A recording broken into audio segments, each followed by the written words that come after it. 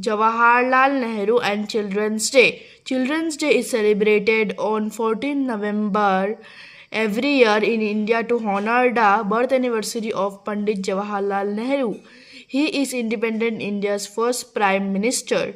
He was born in Allahabad, Prayagraj on 14 November 1889. His father's name is Motilal Nehru and his mother's name is Swarup Rani Nehru. Jawaharlal Nehru had a great love and affection for children. Children fondly called him Chacha Nehru.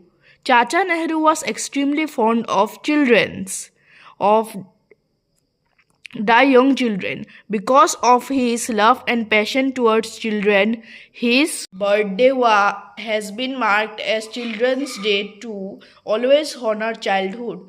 In all schools and colleges, various events, activities, and programs are organized to make children happy and delightful.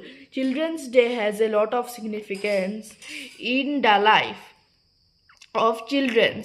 This day also reminds the vision and mission of Jawaharlal Nehru. He wanted every children to live a good life and become well educated.